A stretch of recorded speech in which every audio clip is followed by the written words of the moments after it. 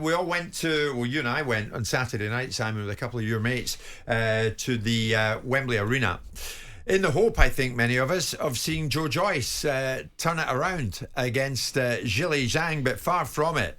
And he got put in the seat of his pants or put flat in his face, more accurately, in the third round by Zhang. And it was same again. So Zhang won it for a second time. What now for Joe Joyce? A question that Frank Warren, his promoter, was asked this morning on the breakfast show. It's the first time he's ever been floored in his professional career.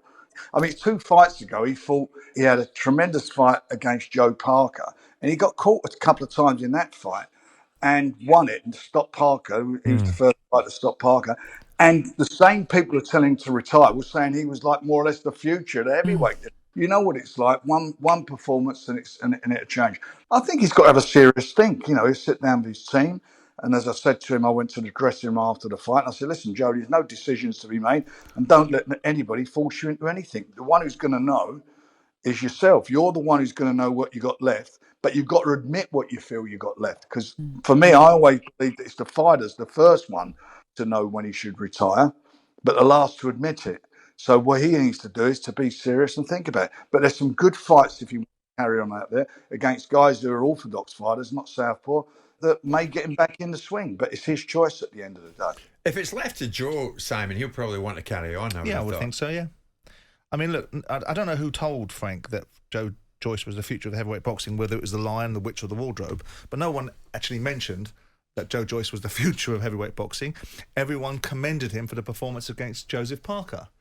But he's gone in against someone that can really whack on the background of, I can take any shot.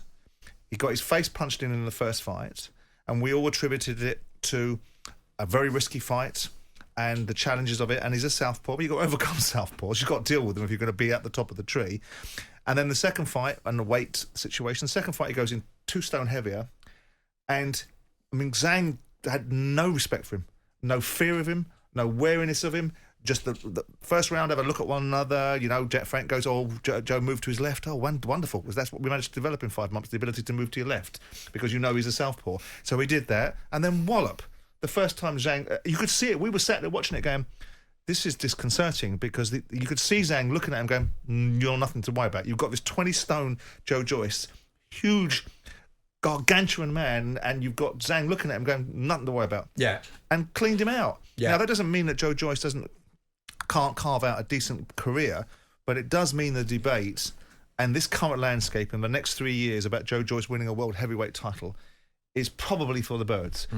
Probably. So maybe Joe, it could well be time up for him, although we don't know that for sure as yet. For Zhang, what is next? I bumped into, literally, Derek Chisora post-fight. This was Derek. The only big difference Joe did was put on 2 pounds of weight. That's it. Anything else was just poorly and crap. I kept on telling him, double jab, step forward, double jab, step forward. He didn't do that. Were you worried that the inevitable was about to happen when you watched it unfold? Yeah, big time. You know, you can tell a strong guy. Are you strong? Look at Zhang's calves. Very powerful. What do you think for Joe now? I mean, obviously it's up to him, but... I think now, Joe Joyce and Daniel Dubois, great rematch. I mean, Zhang has proved his credentials tonight, hasn't he? Yes, but Joe Joyce and Daniel Dubois rematch should be on the card right now. And what for Zhang? I won Zhang. You won him? I won him. Now I'll go start train my mind and my body. I want Zhang next. And that was Derek off into the night. Zhang Chisora? Yeah, I mean, I can imagine that Derek's bank manager would appreciate that. But come on. That's why they all do it, isn't it? Well, fine, to a degree, but the boxing fans don't do it to improve the bank balance of fighters, do they? The boxing fans do it because they want to see a fight that actually means something to them. Would Chisora put up more of a blast at Zhang than Joe did? I mean, Zhang is no fool, and he hits hard, and he beat Hrgovic, in my view, and I was unlucky not to have won that fight, who's someone that's next off the rank for an IBF title against Usyk. No, this is boxing, though, Simon. I wouldn't put it past them to give Chisora a chance against Zhang. Zhang's trajectory is upwards. He wants a shot. He's the mandatory for the WBO. Why does he want to fight Derek Chisora? I know why Derek wants to fight him, because Derek sees a commercial opportunity, and chapeau to him. He strolls around making sure everyone's looking at him whilst not paying his bets.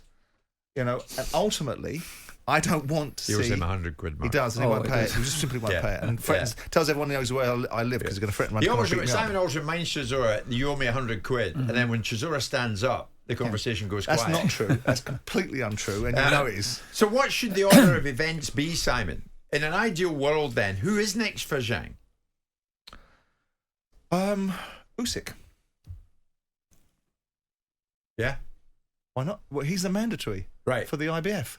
So Usyk. Right. So Zhang should be in with Usyk, because I'm damn sure that if it were Joe Joyce, Frank would be knock it on the door saying, excuse me, where's our shot? But this is an industry that can't make fights at the moment. Well, not in that division. No, they can. So we're probably never going to see it. Well, they can, because they've just made Daniel Dubois versus Usyk. So you've seen it happen. What you can't get made is the top end of the division, which is the expectations of Joshua and Fury and Wilder and possibly Usyk, because they're not coming up. You know, Fury, Wilder, and Joshua aren't coming out to play, are they?